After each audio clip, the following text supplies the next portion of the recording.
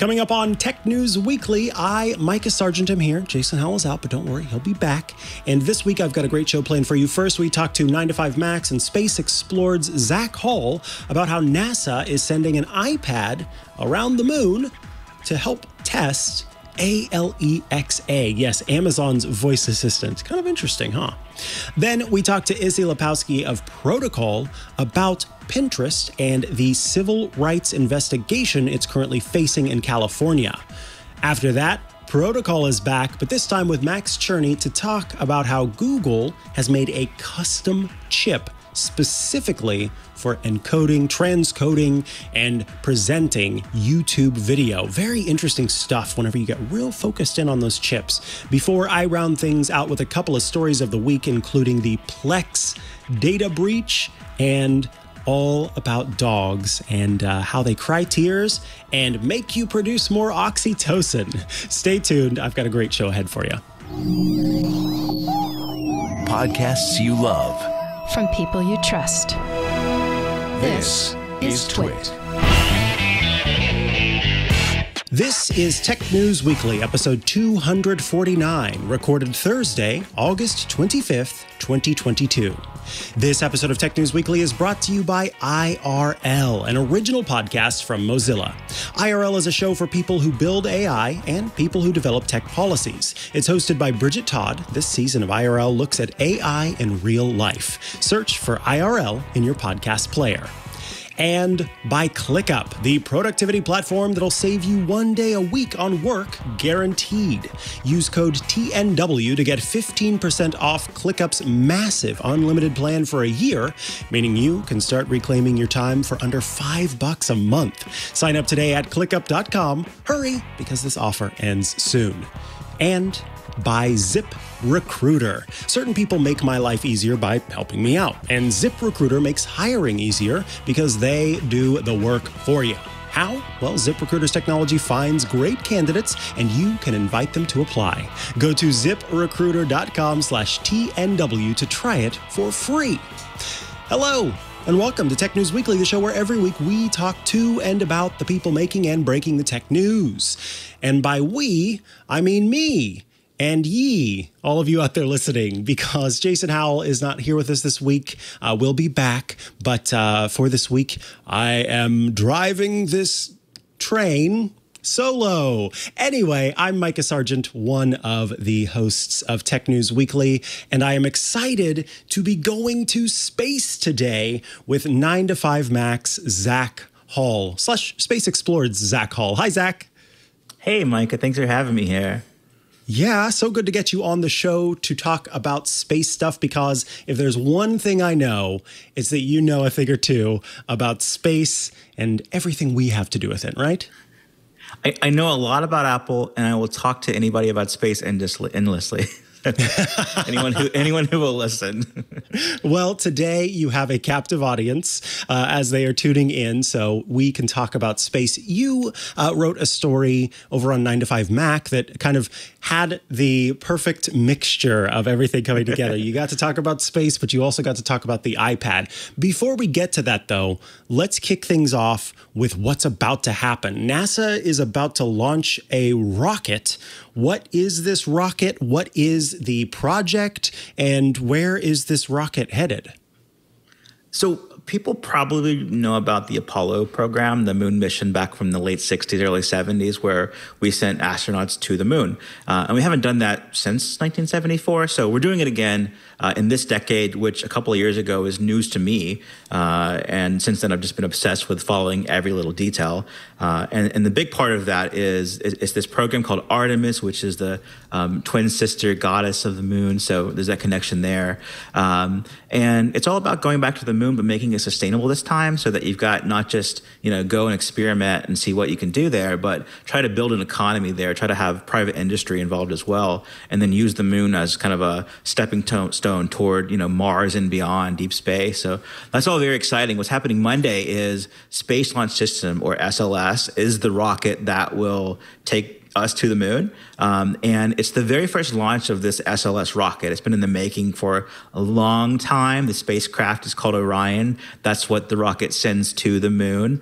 And on Artemis 1, the first mission, it will go up for about 40 days and orbit the moon and do a lot of science without any astronauts on board. This is just to test the rocket because it's the first time they've ever launched it and used this hardware and the spacecraft to make sure it can actually withstand going around the moon for a month and then coming back and withstand the heat, of Earth's atmosphere on reentry. Yeah.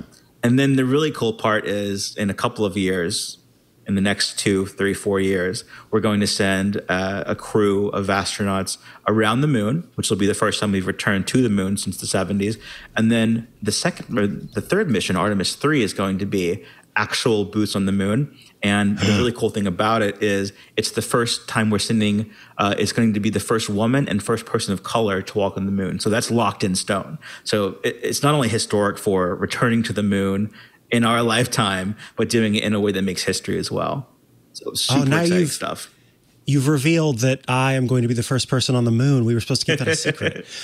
No, alas, it is not me, but I am very excited about that. That's amazing. I mean, yeah, we're going to get to watch this happen in our lifetime instead of it kind of having to be stuff that we take in via media online. And so with the project. Now I understand that it's kind of a sort of trial to make sure everything's good to go. I imagine this is pretty typical, right? They tend to try out the rockets a few times before they put human bodies into them.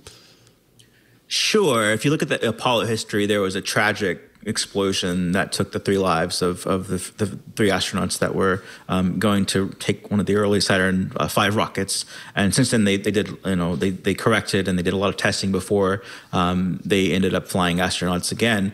And in this case, they're not going to just start out with new hardware that they've never used before. So they're doing this uncrewed test, which is very cool. They're going to have a mannequin on board called Moonican Campos, which has its own story. But they're also going to do this cool thing. They're also going to do this cool thing where there's a tech angle to it, which I found kind of late in all of this, which is you mentioned the iPad. There's this partnership with NASA, Amazon, Cisco, and Lockheed Martin called Callisto. And what they're doing is they're testing Amazon Alexa in space. So it's the first time they've ever done that. First time there's been an iPad go to the moon because there weren't many iPads around in the 70s. And so that's very exciting. And kind of the deal with that is they want to see, it's a very minor part of this mission because it really is about testing the rocket and testing the spacecraft, but throw on what you can. And the high level of it is they want to test out consumer technology on a spacecraft, because before you'd use, the state-of-the-art stuff, but consumer technology wasn't quite space ready. And in this case, compared to the 70s, we have a lot of stuff that could be useful. So the big idea there is how could you use voice control on a spacecraft? You could check flight status, like telemetry data. You could see the spacecraft's orientation by voice. You could ask about water supply levels and battery voltage. So a lot of stuff that could be useful in the future.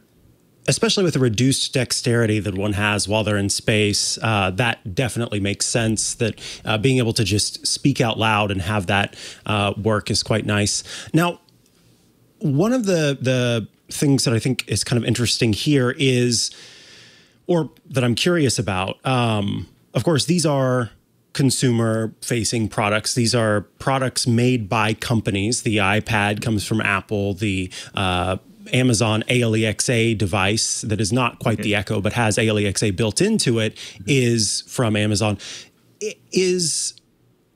I think about reading about the James Webb telescope and hearing about all of the different scientists who basically got on a list to be able to say, we want to be part of this. And I remember even back in school learning about all of the different folks around the world who, anytime it's like, oh, they're going to space, we're trying to test this thing. So researchers sort of reach out and say, can we please put our Petri dish into the payload that goes into space so we can test that?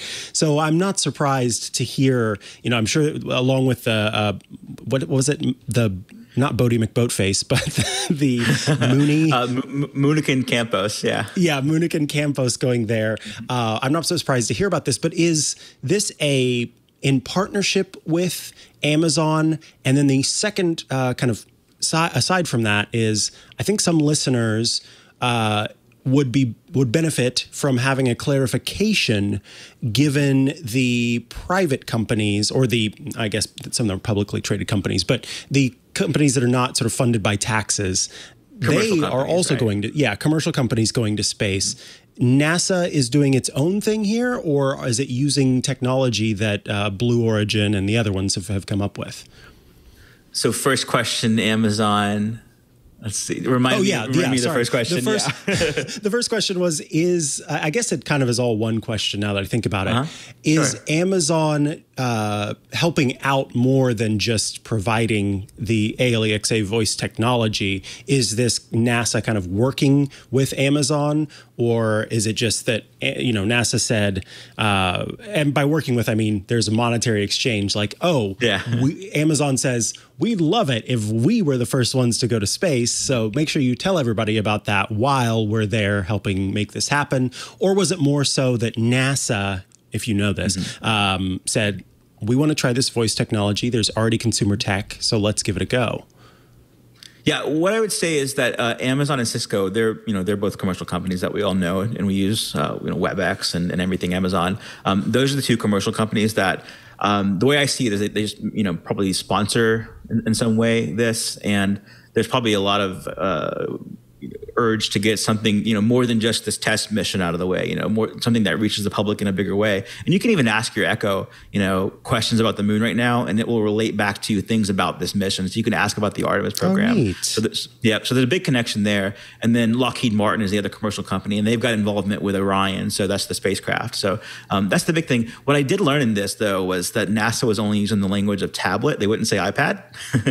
And I saw that. and being me, I had to ask, hey, do you know what kind of tablet it will be? Because, you could say maybe it's some sort of an Amazon tablet, but no, they said it's definitely an iPad. And what made me, that just led me to believe that, Apple wasn't commercially involved in this, but they're taking, the best off the shelf tablet, for what this can do. And they're going to, use it that way. And then your second question, remind me there again. Is this kind of NASA independent project, or do the other companies factor into it? Sure. So right now for Artemis 1 and 2, it's NASA and their partners, kind of legacy partners. But with Artemis 3, the one that involves astronauts going down to the moon, what Orion will do is get to lunar orbit around the moon, but they still need a human landing system. HLS is what they call that. And they're using SpaceX's Starship. So that's a commercial company that we all know about. And that's NASA is a big customers of SpaceX's now for that reason. And so before, Starship was just this thing that was SpaceX's, for their own business, and NASA's, big investment there says we want to see this be as successful as possible, as soon as possible, because they want to go before the end of the decade. Wow. Yeah. Okay. See, that's interesting whenever you've got them both coming together. And the last thing that I'll ask you, and you may have touched on this at the top when you talked about this project, but I want to kind of hammer home this point because I saw some folks in the chat asking about this, and I think that other people will be curious too. And I know that it's going to be a question that you are happy to answer. Why are we sending people to the moon? Good question. People want to explore. People want to go. And it's not just a U.S. thing this time. It's very international. There's this thing called the Artemis Accords, which is several countries, not just the U.S., but maybe like a dozen countries that are all working together for this. So that's the idea. Is you've got commercial companies that are going to do it anyway, but to get right now, commercial companies have reached low Earth orbit, to the space station. They're traveling back and forth, and they're going to build their own space stations in low Earth orbit. But to go to the moon, you need government agencies to back that kind of thing, because it isn't great business per se. That's when you need, countries, nations to be behind this kind of thing, and then boosts commercial companies. And they hope, the whole program there, the idea there is that Once NASA, the U.S., and other countries are involved, then they build the infrastructure, kind of like building the interstate and the highways and trains and that kind of thing first, and then having commercial companies do the rest. And they built the infrastructure, and then commercial companies can take it even further. Nice. Well, Zac Hall, I want to thank you so much for your time today. I know it'll be hard for folks to reach you over the coming days as you'll be sneaking onto that rocket that's going into space. I'll be close. I heard you're gonna get to watch it. That's very about 2 miles away. Yeah, it's a good place to be. Wow. So if folks want to follow you online and maybe see your videos or photos or follow along as that's happening, where should they go to do so? You can follow me on Twitter at ApolloZac. That's APOLLOZAC. And all of our space stories will be at spaceexplored.com. Awesome. Thank you, Zac. I appreciate it. Thanks, Mikah. Enjoy the launch. All right, folks. Up next, we're going to be talking to Issie Lapowsky about Pinterest and a civil rights investigation in California. Before we get there, though, I do want to take a quick break to tell you about IRL. It is an original podcast from Mozilla. Super exciting. I love Mozilla's Firefox browser. We've had folks on the show before from Mozilla to talk about all the great work that they're doing. And yes, this podcast is there for you too. IRL is a show for people who build AI and people who develop tech policies. It's hosted by Bridget Todd, and this season of IRL looks at AI in real life. Who can AI help? Who can it harm? The show features fascinating conversations with people who are working to build more trustworthy AI. So here are some examples. There's an episode about how our world is mapped with AI. The data that's missing from those maps tells as much of a story as the maps themselves. So you'll get to hear about the people who are working to fill in those gaps and take control of the data. There's also an episode about gig workers who depend on apps for their livelihood. It looks at how they're pushing back against algorithms that control how much they get paid and seeking new ways to gain power over data to create better working conditions. And then for political junkies, there are episodes about the role that AI plays when it comes to the spread of misinformation and hate speech around elections, which of course is a huge concern for democracies around the world. This is a perfect time to talk about the episode that's right there about how gig workers are kind of trying to circumvent it. It's called When an Algorithm is Your Boss. And you know, I had seen many times getting into an Uber or Lyft or using one of the grocery delivery services, how these sort of employees, although they aren't considered employees in many cases, are working around the system in every possible way they can, having multiple phones for Uber, or with Instacart, having a separate system that automatically sends messages and keeps the person updated. There's all of this stuff that I've just found so fascinating as they try to kind of work around the positions that are built in based on the AI, and how, because it's an AI that's at the heart of the behavior of passing out the roles, they don't have a way to kind of move directly against and say, hey, we don't want this, because it's the AI that's doing it. So if you are into that idea of sort of humans being resourceful, I found that episode in particular to be a really empowering episode, despite the fact that it was also a bit disheartening in terms of kind of understanding what work these employees have to do to get through to do the job that they want to do. So if you would like to check out all things AI, search for IRL in your podcast player. We'll also include a link in the show notes. And of course, our thanks to IRL for their support of this show and all of the TWiT network. All right, we are back from the break, and that means it's time for the second story today. Joining us to talk about the investigation that Pinterest is currently facing is Protocol's Issie Lapowsky. Welcome back to the show, Issie. Hi, thanks for having me back. Yeah, it's always great to get you on. Before we kind of dig into the specifics of this investigation, I was hoping you could start by kind of laying a foundation here. Could you tell us what California's Civil Rights Department typically investigates? I'm kind of curious, kind of what is the role of the Ccrd? And I learned a new thing when I learned that they used to be called something else here in California. Yeah, I mean, it's all right there in the name. They used to be called the Department of Fair Employment and Housing. Now they're the California Civil Rights Division. Basically, it's, investigating discrimination, harassment, retaliation in employment and housing. Their purview is pretty wide. It could be anything from a case investigating an apartment complex that's discriminating on the basis of race to, because so many of our tech companies are based in California, investigations around employee discrimination. Okay, so thank you for helping us to kind of understand if, especially folks who listen from outside of California who, you hear California Civil Rights Department and may be curious specifically what they're focusing on. Do we know why the Ccrd is investigating Pinterest specifically? In your piece, you mentioned that you quote Pinterest, who says that the company, or rather, you quote that the company is only one of the companies that is being investigated by the Ccrd. And it was unclear to me if they were kind of saying, hey, the Ccrd is constantly investigating all these companies, or if they were saying that Pinterest was part of a current group of companies that they were investigating as part of a larger issue. So if you could clarify that for us, that'd be awesome. Sure. So the first question you asked, do we know exactly what they're being investigated for?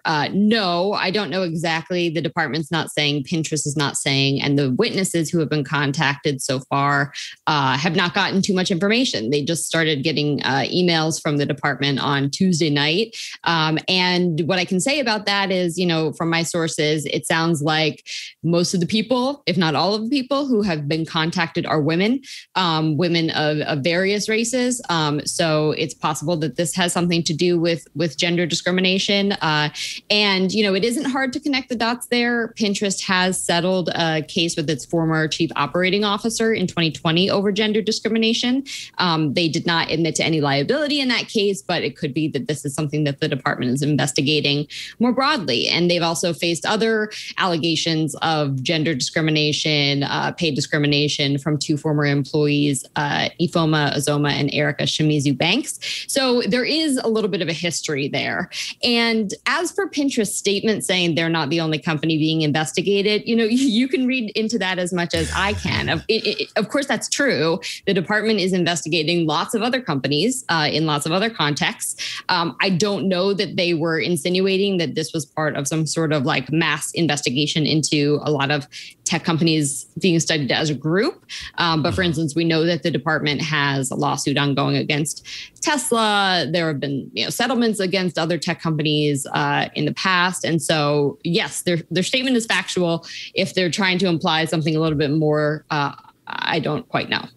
Right. Yeah. And that kind of, I think, is part of a statement like that. If you can word it just right, then it helps to be able to say, for me to read into it one way or another way and go, okay, is this just sort of laying out a blatant truth that, of course, they are one of a number of companies that are being investigated always? Or are they trying to say, don't look over here because, they're looking at a lot of companies. They're always looking at companies. That's I guess, a very clever PR quote. It's classic deflection for sure. Absolutely. So tell us a little bit more about the history of the alleged discrimination at Pinterest. And I phrase it that way in this case because there are ongoing cases and some settlements that have actually happened in the past. But there's certainly a history of again, alleged discrimination there. And you did briefly touch on that.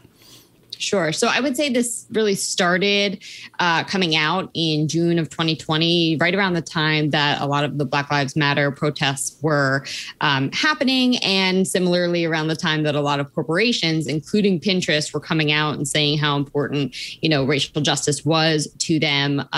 Well, two of its former employees, as I mentioned, Ifoma and Erica, they saw these statements and felt like they were sort of empty because based on their experience at the company, that had not been their experience. Both women have said that they raised concerns about their supervisor inside of Pinterest to HR, and that those concerns were, dismissed, and that they were often retaliated against for raising those concerns. And, if anything, it leveled more suspicion on them as employees than it did on their superior. They also alleged, pay and leveling discrimination. Leveling, of course, in tech is this, really important thing to determine how much money you're making. And so people want to be sure that they're leveled at the right place for their experience and for their output. And so they've alleged discrimination with regard to leveling. And one of the women, talked about how she had, been on the receiving end of some racially insensitive remarks from her superior. So this all came out in 2020 in a series of tweets from both of these women. Those tweets quickly went viral, and it was, a big part of the news because, Pinterest is a company that is in many ways, built on the backs of female users. I mean, they're always talking about how they're for female empowerment. And so the fact that, these stories were coming out that showed that behind the scenes, they weren't necessarily living up to that at a very, tense moment in the country with regard to race, it made a lot of headlines. Cut to a couple months later, Pinterest former chief operating officer wrote her own, viral post about the discrimination she felt she had experienced. She described Pinterest as really being this boys club run by Ben Silbermann and a few of his deputies, all men, and that she, even as the COO, was being left out of conversations, that she raised concerns about this internally and was fired and retaliated for it. That was her allegation. By December of 2020, there was a massive settlement with that woman, $22.5 million to settle that case, which I believe is one of the biggest gender discrimination settlements there is. So that's a little bit of the history dating back to 2020. And since then, of course, Pinterest had said that they have, made a lot of changes. They have made certain commitments. They've hired new talent to deal with diversity, equity, and inclusion. And of course, their CEO and co-founder, Ben Silbermann, has since left the role of CEO. Mm-hmm. Tell us a little bit, because there was something overall positive that came from these ongoing situations, the Silenced No More Act. Can you tell us about that act and how it relates to this Pinterest investigation? Sure. So Ifoma Ozoma, who was one of the women who wrote those viral tweets in the summer of 2020 and talked about her experience of race discrimination, she has co-sponsored this law in California called the Silence No More Act. And the goal of that law is to really expand upon a law that had been passed right after, the Me Too era that said that California employers cannot impose non-disclosure agreements that would prevent people from speaking out about gender discrimination. And so the reason that Ifoma was able to speak out and the reason Erica was able to speak out is because of that law that protected them as women. But these are also Black women, and Erica is Black and Asian. And they said, we experienced discrimination that was gendered, but it was also racist. And they wanted to ensure that anybody who experiences any sort of discrimination is able to speak about it despite their NDAs. So that's exactly what the Silence No More Act does. It expands upon that Me Too era law and says that anybody who has experienced discrimination, harassment, retaliation of any sort that is illegal in the state of California can speak out about it despite their NDAs. And it actually includes very specific language that California employers have to put into their employee agreements in order to be compliant. And this law has since really snowballed. And now there's a similar law similar law in Washington state that is actually even broader and deals with, a wage discrimination and things like that. So this is something that's sort of spreading in laws in states across the country, and also something that companies are, due to the pressure being applied to them by IFOMA and a coalition she's in, adopting into their own employee agreements, even in states where there haven't been laws passed. So you've seen Apple, you've seen Google, you've seen Salesforce, a number of companies, and Pinterest included, coming out and amending their own employee agreements to include this language, even in states where the law doesn't exist. Well, I thank you for explaining a little bit more about that. I'm curious in the end how these California Civil Rights Department investigations tend to play out in terms of kind of what steps take place and what action results at the end of these investigations. Do we have some examples of tech companies that have been investigated and the investigation has been completed rather than the ongoing ones that we've seen, and what typically results from these investigations? Yeah. So, you can think of this like any law enforcement investigation. There's going to be an investigation. There's going to be an opportunity probably for mediation, if that's an appropriate remedy. There's an opportunity for settlement. So we've seen, Riot Games settled a $100 million settlement in a sex discrimination case with this department. There's also the possibility if, it doesn't go to settlement, if it doesn't go to mediation, it would go to a lawsuit. And that's what we're seeing right now with Tesla is facing a race discrimination lawsuit. In December, it was reported that Google was also being investigated for alleged discrimination against Black women.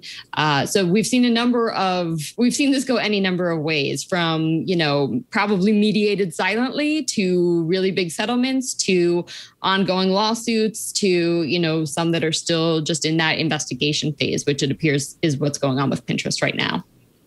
Absolutely. Well, Issie Lapowsky, I want to thank you so much for taking some time out of your day today to talk to us about this investigation with Pinterest. Of course, folks can head over to protocol.com to check out the great work that you're doing there. Is there anywhere else they can go to be sure to keep up with what you're doing? Sure. Yeah. You can follow me on Twitter at Issie Lapowsky. Awesome. Thank you so much. Thank you. All right. Up next, we've got another Protocol guest who joined me yesterday to talk about YouTube and its own custom chips. We'll get to that in just a moment, but I do want to tell you about ClickUp, who are bringing you this episode of Tech News Weekly. Let's think about this. Imagine having one extra day every week.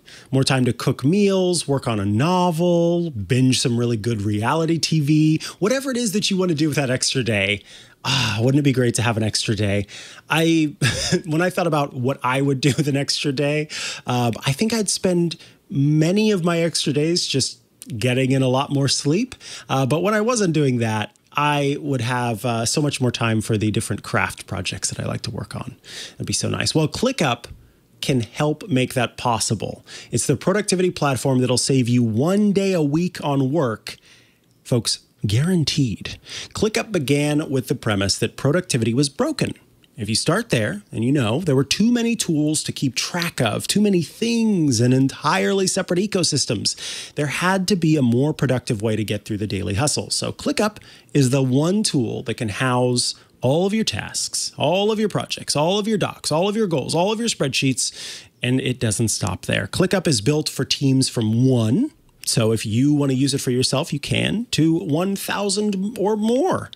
It's packed with features and customization options that no other productivity tool has, so you can work the way you work best. Whether you're in project management, engineering, sales, marketing, or HR, ClickUp has easy-to-use solutions that create a more efficient work environment.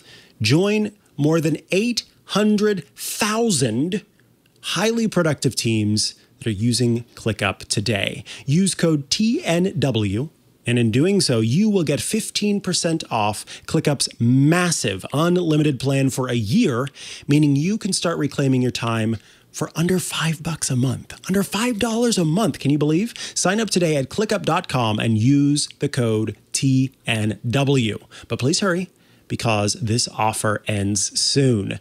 Thank you, ClickUp, for sponsoring this week's episode of Tech News Weekly.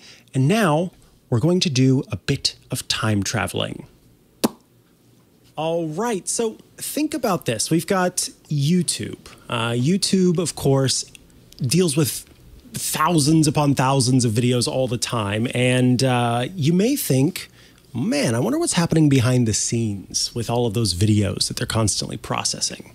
Well, joining us today to talk about that process and the work that Google has done to make YouTube's processing even better is Max Cherney of Protocol. Welcome back to the show, Max. Thanks for having me. I'm really happy to be here. Yeah, I said it in the email invite to you, but you have quickly become one of our listeners' favorite guests because you've always got some really nerdy and interesting things to talk about. So thank you. Well, I do my best to raise the level of nerdy wherever I go. Well, before we get into the nerdy, I think it would be a good idea for the listeners out there to lay a foundation. And that foundation, when it comes to chips, really seems to center around Moore's Law. In fact, that's kind of how you start the piece. I'm curious, could you give our listeners kind of a basic understanding of what Moore's Law is?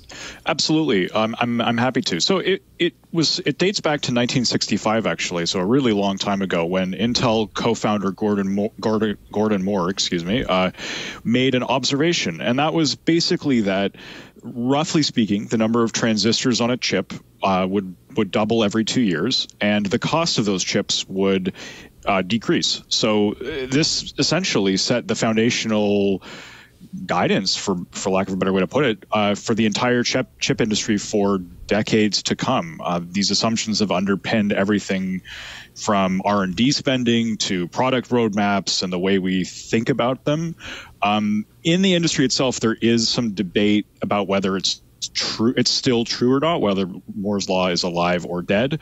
I think it's sort of one of those it's complicated questions or it's complicated ideas, because on the face of it, it's objectively true that the number of transistors on each chip is not doubling anymore at this point. That has certainly slowed, and you can count them, so there's no arguments there really. But what we've developed other ways to continue to get similar performance gains. So that's sort of where the debate revolves around. Companies like Intel, for obvious reasons, I think, say it's still alive. And companies like NVIDIA and Jensen, the CEO, have been saying that it's dead for several years now. So that's sort of the really basic part. A lot of the way we think about chips comes from that 65 paper, weirdly enough. Wow. Yeah. It's kind of wild to think that this theory from so long ago ends up being the underpinning for a lot of including like buying that happens today. So I think one of the things that folks maybe who even know a lot about or have a basic understanding of Moore's Law might not be aware that Google designs its own chips, and maybe, or now we know more than the ones that we had heard about for sure. Can you tell us a bit about its tensor processing units, those TPUs? Absolutely. So this was an idea, again, it sort of dates back to this thinking that perhaps Moore's Law is no longer as true as it once was. And as Google was sort of looking at the different kinds of computing it was doing, it realized that it essentially wasn't getting the performance gains it had expected, every 2 years. So they... And Google is a company that spends a lot of time and money on their artificial intelligence, efforts, whether that ends up being in the consumer's hands, on your phone, or whether that's sort of bigger stuff or scientific research or whatever. Google's very interested in AI for, again, I think lots of obvious reasons. So Google is looking at that problem. The AI requires an enormous amount of computing power, an unlimited amount. In fact, most people tell me that if you throw compute at an AI problem, if you throw 1,000 times more compute at the same problem, they will happily use 1,000 times more, 100,000 times more, or whatever. So it uses a lot of compute power. So Google decided to make its own chip that tackles this exact thing called a TPU, or the tensor processing unit. And technically, I don't want to get too much into the weeds on its specific design and capabilities, but it really did give Google a sort of leg up against its competitors who didn't have anything like it. And it's pretty foundational to, even things like your spam in your Gmail. That's what the TPUs are used for, or detecting spam phone calls, or making photos look nicer. There's lots of like really obvious stuff that, it's in your hands essentially that these TPUs are designed for. And it saves Google a ton of money because it doesn't have to build so many data centers. So in your piece, you say that Google discovered video sharing service YouTube, which of course Google owns, was, quote, the largest consumer of video-related computing at Google. I think that, a lot of people go, oh, that definitely makes sense. This consumer-facing video sharing service probably is going to take up a lot of what Google does. But some folks, and I think this is the important part here, they might not be aware of the way that YouTube processes the video that's uploaded to its service. So before we get into these new chips that we brought you on the show to talk about, can you explain why we even needed to, or they needed to look at this in the first place? It's not the case that when I upload a video from my iPhone, then it's just kind of like a storage there on YouTube and just gets played back directly? Sure, absolutely. I mean, the rub really just revolves around the fact that they have to display the video on dozens or thousands of different kinds of screens and lots of different formats. So just think about it. I mean, you got a TV, a laptop computer, a smartphone, all of which will access videos on YouTube very differently. Your television might use one format. Your computer on the web might use another format. The YouTube app on your iPhone might use a different format. The Android version might have another format on it. So you see what I'm saying is that there's just lots of different kinds of formats. So when somebody uploads a video to YouTube, what YouTube does is they take that file and they essentially make copies of it. They convert it to all these different kinds of sizes and resolutions and formats so that they don't have to do that whenever you press the play button, because then you would sit there looking at that little wheel that goes around and around forever because it takes a long time to transcode these things.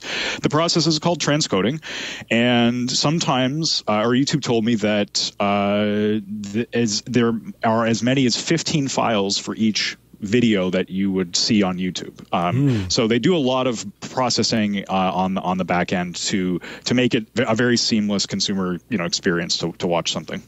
Wow, that quite a few.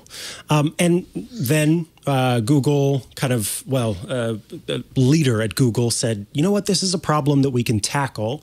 And I encourage everyone to head to Protocol and read the piece, kind of hearing the story of how this happened, the introduction of the Argos chip. Can you tell us about the improvements that Google saw in actually deploying these chips? I think they're in their second or third generation now. Yeah, second gen, and they've got two more in the pipe from what they told me. So the critical thing to understand, I think, is that this transcoding problem, or the conversion thing that YouTube is doing, is a very specific kind of compute, to the point where the parameters are just well understood. They don't change. It's not like, somebody using Microsoft, even something as simple as like Microsoft Word, like just all the different possibilities that somebody could do something in that one program, requires a different, lots of different kinds of computing to occur for a character to appear or whatever you would want, Mm-hmm. So the problem is specific to the point where they can create something. The Argos chip is what's called an application-specific integrated circuit. It's a lot of words, but you can think of it, the acronym is an Asic. And these chips are just really, really good at doing one type of compute. The most common thing that I think everybody knows about is that these are used for Bitcoin mining. Because they're just they've designed chips that are just very good at making guesses to come up with the next, Bitcoin or whatever. So in terms of performance, I mean, because this task is so specific, they could, wire the chip in such a specific way. It allowed YouTube to gain 20 to 33x performance improvement with it. That's exactly what is a perfect response, because that's a really big deal. I just told you Moore's law was like doubling every 2 years, right? This is like, an order of magnitude exponentially greater than that. So that for YouTube, that means a ton of savings in its data centers, because when you run a process in a data center, that's just money. You're just spending money. Mm-hmm. So they save money, and they have to build fewer data centers. It's the same sort of ideas around the TPU, the AI chip. So before, they were using chips that were more standard, that would be used in all sorts of different applications. And so they thought, why don't we make a chip that is specifically, I mean, I know I didn't ask you about this beforehand, but I'm curious, how do you focus a chip? How do you make an ASIC in terms of what do you change in the makeup of a chip such that it focuses on something specifically? Is it just like, oh, we put all the transistors are on the left side, like a half pepperoni pizza? What changes there? I mean, I'm probably not the best person to ask about the physical wiring and layout of a chip. I just beyond my level of understanding. What I can tell you is that, you know, again, it's everything is just geared around one function, so they can hard code, very specific stuff into it that maybe like and just designed to, like, for example, specifically encode a video with a specific encoding format. That's just one example, but like a regular CPU, like a regular chip that in your phone or whatever, probably or might not have a specific like core or a specific function that's only designed to do this one very specific thing. It'll have stuff that can just do everything. Okay. More or less. That makes sense. So it's sort of like the difference between maybe, I don't know, I'm trying to think of how this will work. Going to the beach and using a spaghetti spoon to put sand into a bucket versus getting a very specific beach trowel that you are supposed to use to make a sand castle. This is like one tool that you can do so many different things with. It'll do it, but not as great as having that very specific tool that you buy to make beach sand castles. Yeah, I think that's a decent way to put it. I would think about it. I do a lot of like home cooking.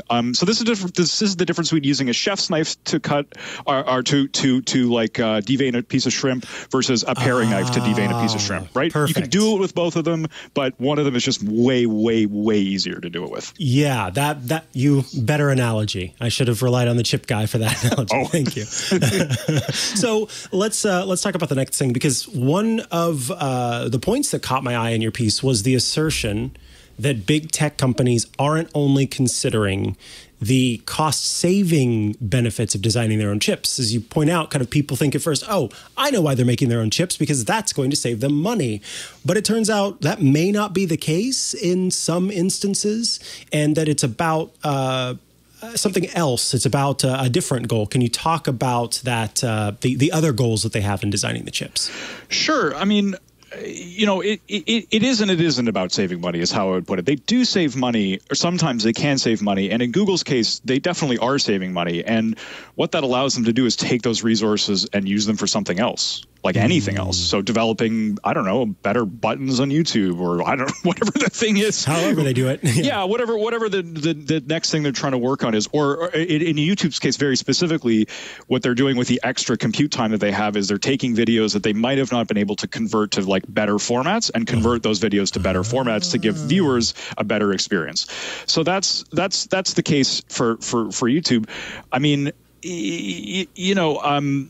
yeah, I think that's a pretty good way to put it. It creates a competitive advantage for these companies. That's sort of the underlying principle, because if you think about somebody like AWS or Azure or any of the big cloud computing companies, they basically sell a commodity service, the compute time. Like, who cares like what kind of chip is powering the compute? Like, I care, right? But it's my job to care. Right. But most people, they just want to be able to get the most performance for the least amount of money. And for whatever it is that they're doing, whether it's AI or they're running database software or whatever. So if Amazon can say to somebody like, look, if you use our chips, you get this like extra performance and it'll cost you less money, and it's called their chips are called gravitons.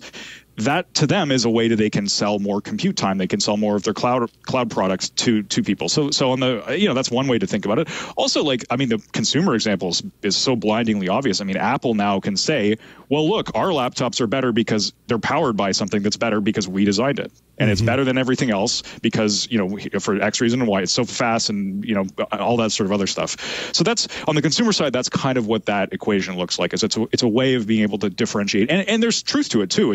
I have a MacBook I'm talking to on right now.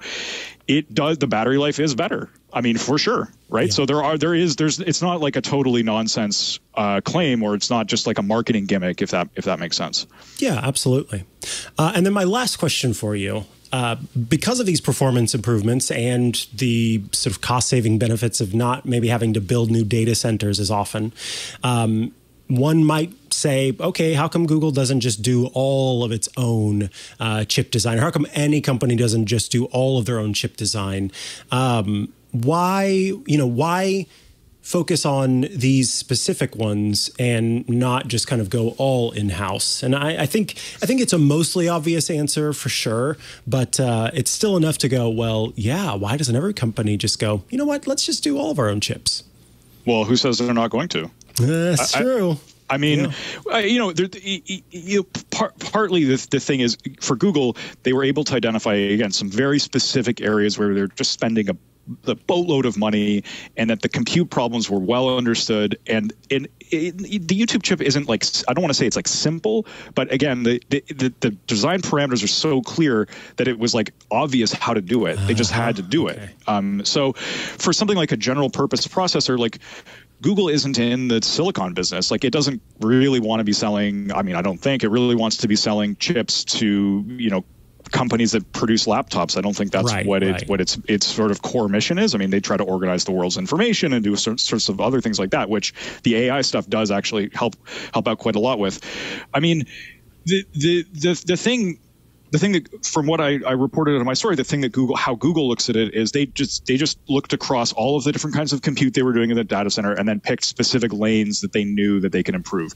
Mm-hmm. I think you alluded to the obvious part around this, and why Google doesn't just start making CPUs, like the laptop chips or graphics processors or what have you, is because NVIDIA and Intel and AMD are all very good at it. They spend billions of dollars, probably hundreds of billions of dollars combined, on their R&D efforts. They have product roadmaps that extend 5 or so years. Everybody knows what's coming, and it's just to even enter that business. Okay, just by way of example, to design one of the most advanced chips, just to design it. I'm not talking about making a single one of them, or just to design it, to get it to the point where you can print one chip easily.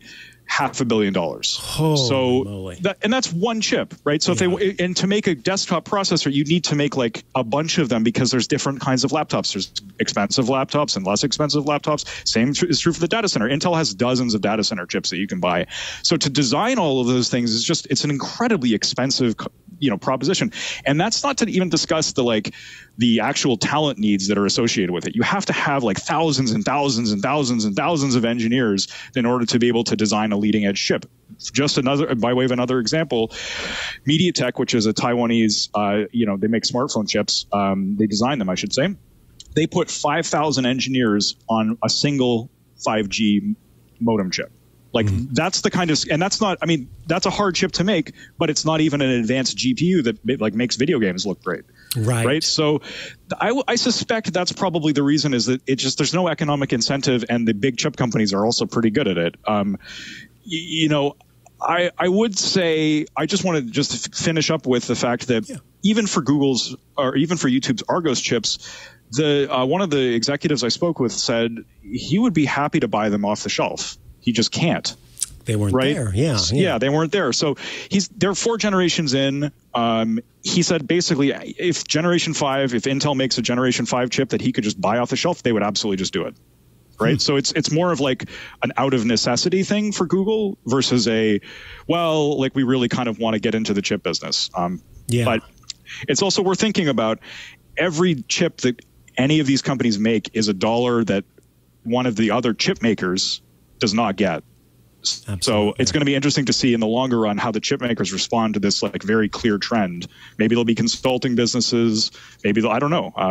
But it's just something to like big picture wise to think about. So yeah, you'd almost have to have like a task team where the company calls you and it's like, oh yeah, we've got 1,000 engineers that are ready to tackle this problem for you.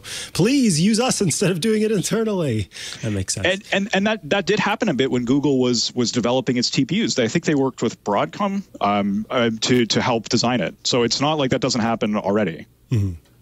Well, Max Cherney, thank you so much for stopping by again to talk to us about the YouTube chip this time. Of course, folks can head over to Protocol to check out your work. But if they want to follow you online, where should they go to do so? Best place to do it is probably on Twitter. I'm at Chern and Burn, CHERNANDBURN. You can also find me on LinkedIn. I post stuff there too from time to time. So either of those places is a good spot. Awesome. Well, thank you again. thank you very much for having me. It's been a lot of fun. All right. Thank you, Max. Up next, we've got my stories of the week. But first, we're going to take another quick break so I can tell you about ZipRecruiter, who are bringing you this episode of Tech News Weekly. Certain people, you probably think of certain people out there who just make your life a lot easier. I certainly have a few. And you just don't know what you do without them. It could be your partner, your friend, your personal assistant. It's like if you need to grow your business, ZipRecruiter is that person that's there for you. ZipRecruiter makes hiring so much easier because they do that work for you. And now you can try it for free at ziprecruiter.com/TNW. ZipRecruiter's technology finds the right candidates for your job, and you can invite your top choices to apply. 4 out of 5 employers who post on ZipRecruiter get a quality candidate within the first day. So it's no surprise that ZipRecruiter is the #1 rated hiring site based on G2 ratings as of January 1st of this year, 2022. And I know here at TWiT that ZipRecruiter has come through a number of times for our hires. And it's always there to make sure that we get those qualified candidates and that they are available rather quickly. It's great. The hardest thing you have to do is to remember the special URL we have to try ZipRecruiter for free. It's ziprecruiter.com/TNW. Again, that's ziprecruiter.com/TNW. Thank you so much to ZipRecruiter for sponsoring this week's episode of Tech News Weekly. All right, first up on my stories of the week list is a story for all of you out there who use Plex. So I, like many of you, am a Plex user. Plex has been a sponsor on the network in the past. And Plex is a media streaming storage management solution. It does a lot. Plex is a really powerful service that lets you maintain a library of media, be it music, movies, TV shows, all sorts of stuff.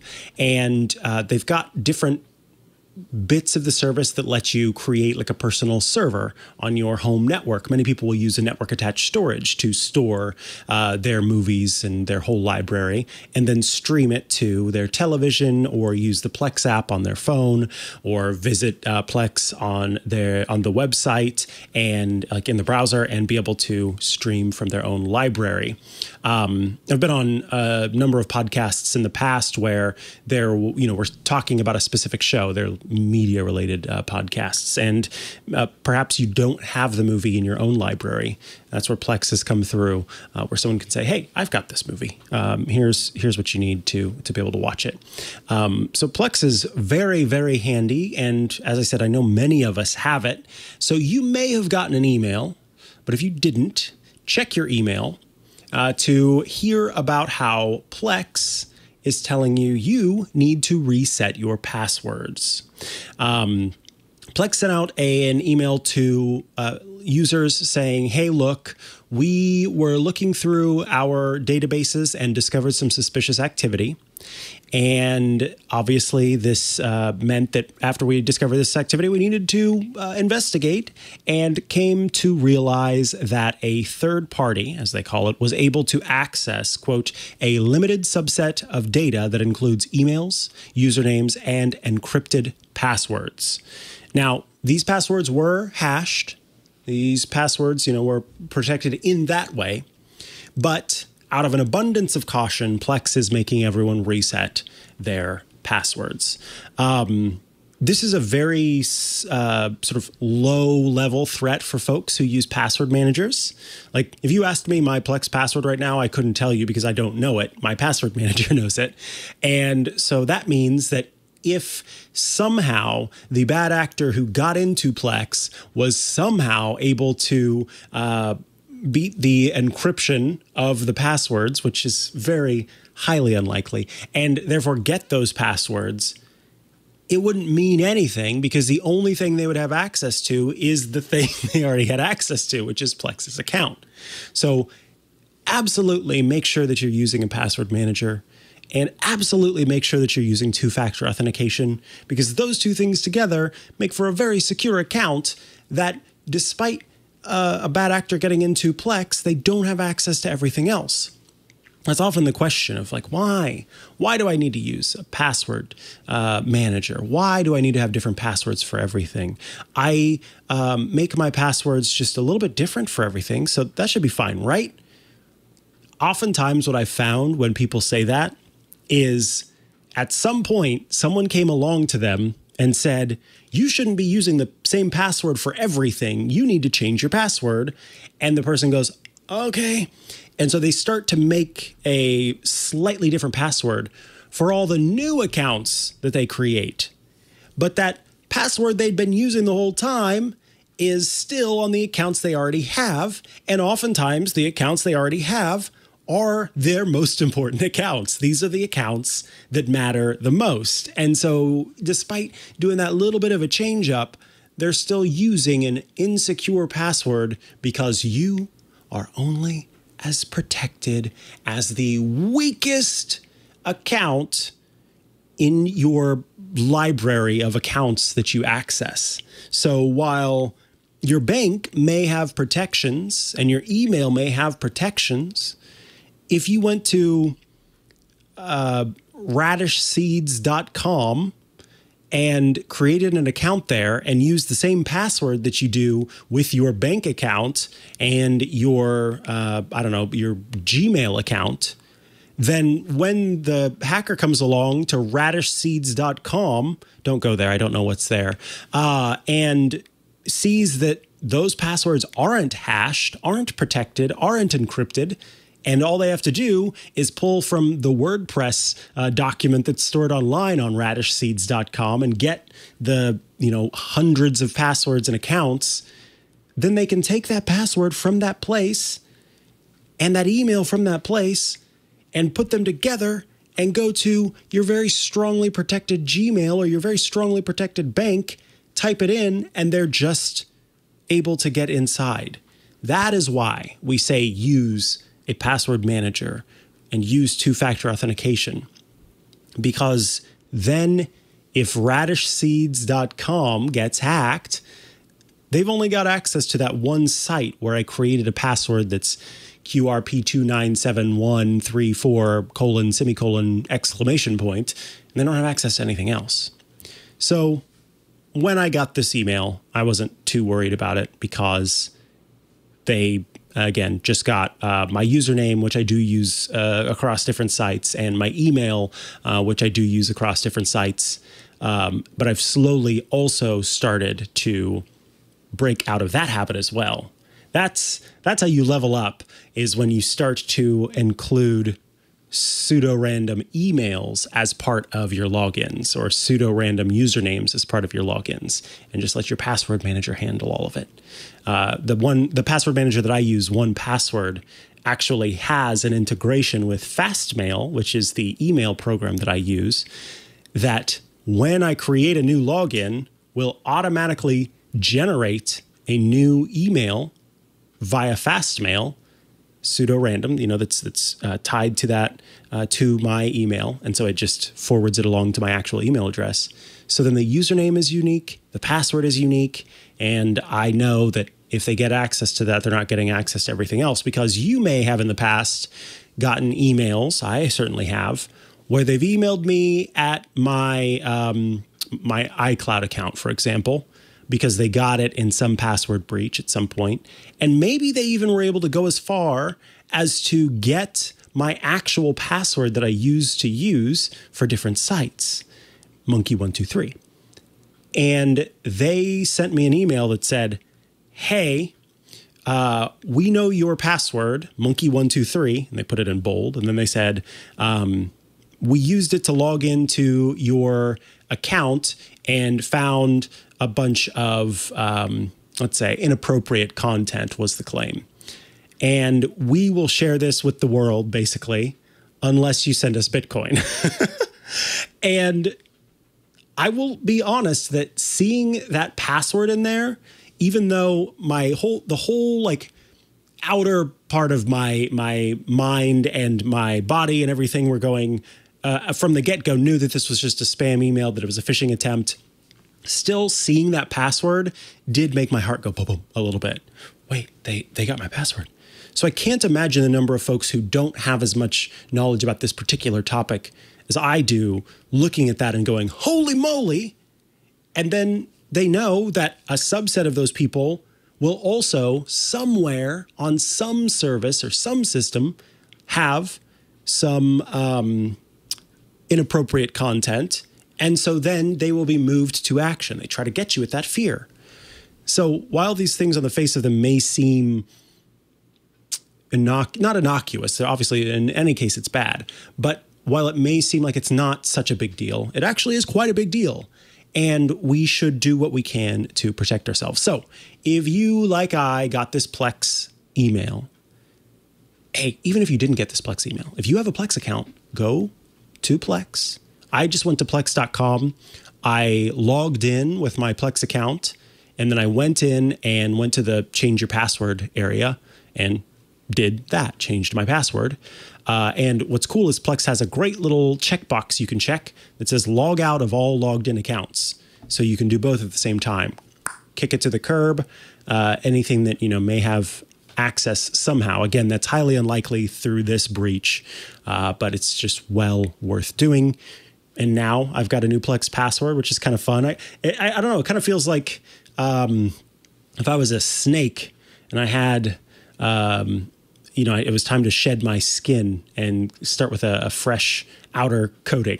That's what it feels like every time I change a password. It's like, we are removing the past, we're sloughing away the dead, and we're starting anew. It's nice to create a new password from time to time. So yeah, head there, get that password change, make it happen. The other story that I wanted to briefly mention, this is just a fun, feel-good story. Many of you who watch or listen to the shows that I do know that I have 2 dogs and that I love dogs and think that dogs are an absolute gift to humanity. And there are a number of scientific studies that we have long known because of these studies. Rather, there are a number of facts that we know about dogs due to scientific studies that have been going on for quite some time. And I wanted to start with one that has been around for a while about how dogs kind of hijack, not knowingly, but unknowingly kind of hijack the hormonal response, the inbuilt hormonal response that humans have in regard to our children. So a unique thing about dogs, by dogs, I mean domesticated dogs that are not wolves, is that they will often look you in your eyes. A dog will make eye contact with you. And you will then, if it's your pet, make eye contact with it. Wolves do not do this because when wolves make eye contact, they take it as they are actually expressing aggression. And if they see you making eye contact with them, they think you are expressing aggression. So it is odd that dogs do this in the first place, given their heritage. But dogs do make eye contact. And so there was a study where they had several people with their dogs come in and sit down with their dogs and talk to them. And they had part of the group that was told to, when the dog looked at them and made eye contact, to look at the dog and kind of talk to them while you're looking at them. And then the other group was told to kind of not avoid eye contact per se, but make less eye contact. And so they monitored the 2 groups to make sure that they were holding to the instructions of the study. And afterward, they did a urine test for both the humans and the canines. And in the dogs, both male and female dogs who made eye contact with their owners experienced a 130% rise in oxytocin levels, and the human beings, male and female, saw a 300% 8% increase in oxytocin levels. Scientists saw no oxytocin increase in the dogs and the owners who had spent little time gazing at each other. And they also brought in some folks who actually had wolves, or the closest thing that you can get to wolves and it still be legal. And they did not have any increase in oxytocin. What we know about oxytocin, or what we think we know about oxytocin, is that it is we call it the trust hormone. It increases trust and goodwill between people. And it is one of the hormones that when a parent looks at their infant in particular, there's a rise in oxytocin. So dogs, for some reason, will look us in our eyes, and it's not seen as an aggression, is instead this sort of learned behavior, we think, to where they don't realize that what they're doing is oxytocin increase, but it improves it increases the oxytocin in their brain and in yours. And the other thing that dogs do that we've known for quite some time is they are uniquely aware of a human's emotional state and can sort of, it's almost like reading the room when it comes to humans. I'm not talking to you. My Google device went off, but they can kind of uniquely read a human being whenever they look at them. And so when you point, if you've got a dog, you may have done this before, and not even knowing this, but you drop something on the floor that they are okay to eat, and you point at it, and then they look and they go and they get it. Chimpanzees, our closest relatives, don't even understand pointing. If you point at something near a chimpanzee, they don't understand that gestural motion that you're making is saying, hey, I want you to look at that over there. But somehow dogs understand that. Very cool. And so that leads us to the most recent study that I wanted to talk about real quick now. I know we're running out of time. And that is that a new study shows that dogs cry tears of joy when they're reunited with their owners. So dogs who've been separated from their owners for a longer period of time actually see an increase in tear production around the return of their owner and a huge jump in oxytocin levels when they are reconnected with their owners. And this is what it says. In humans, tear volume increases during emotional arousal. We performed the tear test and measured tear volume in dogs before and after reunions with owners and familiar non-owners. Tear volume increased significantly during reunion with the owner, but not with a familiar non-owner. So let me be clear there. The dog had an emotional response to its owner that it didn't even have with someone that it was familiar with, but that was its non-owner. So it would be like, Henry, my dog, seeing me after a period of time versus, well, there's not a lot of people that he knows here. But the point is, the difference is enough that the dog can have that response. So anyway, we'll include a link in the show notes, as we always do, to this study. And it's well worth reading if you're a dog person, especially just to learn about kind of how they administered this test and just more that proves to me and to everyone that dogs are humanity's best friend. Love them. And I thank you all for tuning in to this episode of Tech News Weekly and hanging out with me today as I recorded this show. We publish the show every Thursday at twit.tv/TNW. That's where you can go to subscribe to the show in audio and video formats. And also, if you'd like to get all of our shows ad-free, well, there's a way to do that. It's called Club Twit. twit.tv/clubtwit. For $7 a month, you get every single Twitch show with no ads. Yes, ad-free all the way around. You get access to the Twit Plus bonus feed that has extra content you won't find anywhere else. Behind the scenes, before the show, after the show, outtakes, all sorts of stuff there. And access to the members-only Discord server. That's a place where you can go to chat with your fellow Club Twit members and also those of us here at Twit. It's a fun place to be, to share your interests, send lots of fun animated photos, and perhaps talk about dogs.